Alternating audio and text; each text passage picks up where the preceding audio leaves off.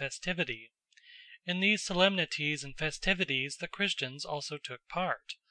Accordingly, when the doctors of the Church perceived that the Christians had a leaning to this festival, they took counsel and resolved that the true Nativity should be solemnized on that day, and the festival of the Epiphany on the 6th of January.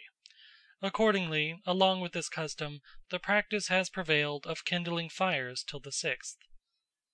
The heathen origin of Christmas is plainly hinted at, if not tacitly admitted, by Augustine, when he exhorts his Christian brethren not to celebrate that solemn day like the heathen, on account of the sun, but on account of him who made the sun.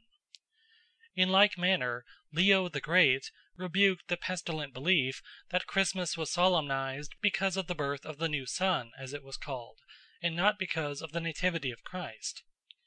Thus it appears that the Christian Church chose to celebrate the birthday of its founder on the 25th of December in order to transfer the devotion of the heathen from the sun to him who was called the Sun of Righteousness. If that was so, there can be no intrinsic improbability in the conjecture that motives of the same sort may have led the ecclesiastical authorities to assimilate the Easter festival of the death and resurrection of their Lord to the festival of the death and resurrection of another Asiatic god which fell at the same season. Now, the Easter rites still observed in Greece, Sicily, and southern Italy bear in some respects a striking resemblance to the rites of Adonis, and I have suggested that the Church may have consciously adapted the new festival to its heathen predecessor for the sake of winning souls to Christ.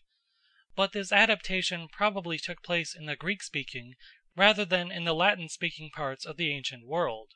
for the worship of Adonis, while it flourished among the Greeks, appears to have made little impression on Rome and the West. Certainly it never formed part of the official Roman religion. The place which it might have taken in the affections of the vulgar was already occupied by the similar but more barbarous worship of Attis and the Great Mother. Now the death and resurrection of Attis were officially celebrated at Rome on the 24th and 25th of March, the latter being regarded as the spring equinox, and therefore as the most appropriate day for the revival of a god of vegetation who had been dead or sleeping throughout the winter. But, according to an ancient and widespread tradition, Christ suffered on the 25th of March, and accordingly some Christians regularly celebrated the crucifixion on that day without any regard to the state of the moon. This custom was certainly observed in Phrygia, Cappadocia, and Gaul, and there seems to be ground for thinking that at one time it was followed also in Rome. Thus the tradition which placed the death of Christ on the 25th of March was ancient and deeply rooted. It is all the more remarkable because astronomical considerations prove that it can have had no historical foundation. The inference appears to be inevitable that the Passion of Christ must have been arbitrarily referred to that date in order to harmonize with an older festival of the spring equinox. This is the view of the learned ecclesiastical historian Monseigneur Duchesne, who points out that the death of the Saviour was thus made to fall upon the very day on which, according to a widespread belief, the world had been created. But the resurrection of Attis, who combined in himself the characters of the Divine Father and the Divine Son, was officially celebrated at Rome on the same day. When we remember that the festival of St. George in April has replaced the ancient pagan festival of Perilia, that the festival of St. John the Baptist in June has succeeded to a heathen midsummer festival of water, that the festival of the Assumption of the Virgin in August has ousted the festival of Diana, that the Feast of All Souls in November is a continuation of an old heathen Feast of the Dead, and that the Nativity of Christ himself was assigned to the winter solstice in December because that day was deemed the nativity of the sun, we can hardly be thought rash or unreasonable in conjecturing that the other cardinal festival of the Christian Church, the solemnization of Easter, may have been in like manner, and from like motives of edification, adapted to a similar celebration of the Phrygian god Attis at the vernal equinox. At least it is a remarkable coincidence, if it is nothing more, that the Christian and the heathen festivals of the divine death and resurrection should have been solemnized at the same season and in the same places. For the places which celebrated the death of Christ at the spring equinox were Phrygia, Gaul, and apparently Rome, that is, the very regions in which the worship of Attis either originated or struck deepest root. It is difficult to regard the coincidence as purely accidental. If the vernal equinox, the season at which in the temperate regions the whole face of nature testifies to a fresh outburst of vital energy, had been viewed from of old as the time when the world was annually created afresh in the resurrection of a god, nothing could be more natural than to place the resurrection of the new deity at the same cardinal point of the year.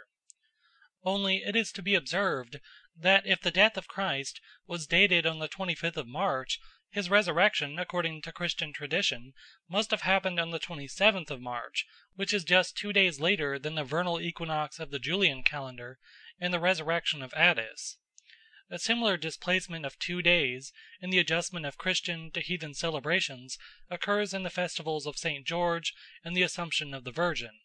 However, another Christian tradition, followed by Lactantius and perhaps by the practice of the Church in Gaul, placed the death of Christ on the 23rd and his resurrection on the 25th of March.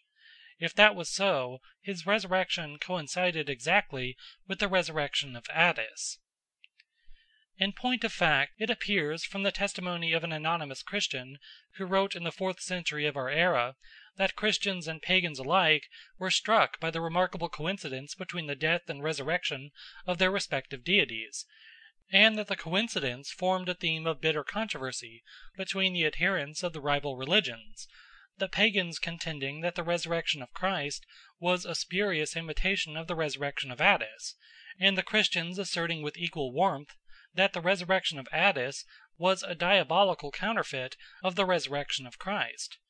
In these unseemly bickerings, the heathen took what to a superficial observer might seem strong ground, by arguing that their god was the older and therefore presumably the original, not the counterfeit, since as a general rule an original is older than its copy. This feeble argument the Christians easily rebutted. They admitted, indeed, that in point of time Christ was the junior deity, but they triumphantly declared his real seniority by falling back on the subtlety of Satan, who on so important an occasion had surpassed himself by inverting the usual order of nature. Taken altogether, the coincidences of the Christian with the heathen festivals are too close and too numerous to be accidental. They mark the compromise which the Church, in the hour of its triumph, was compelled to make with its vanquished yet still dangerous rivals.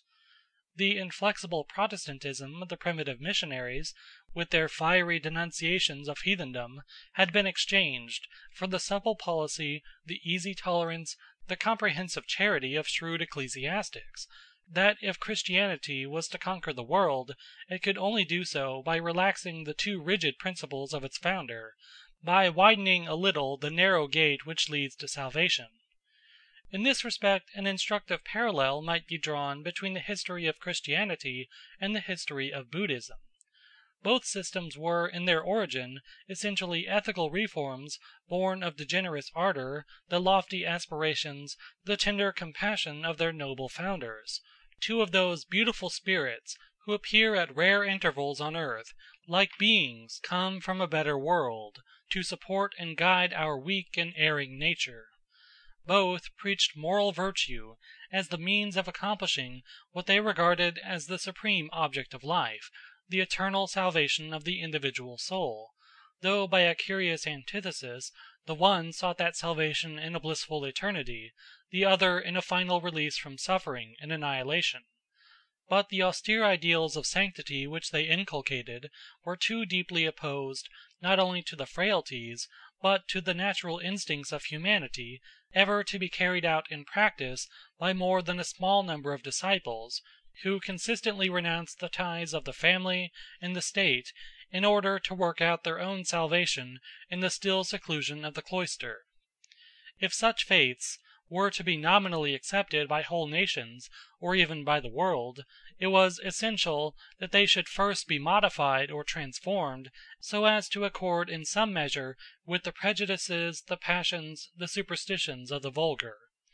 This process of accommodation was carried out in after ages by followers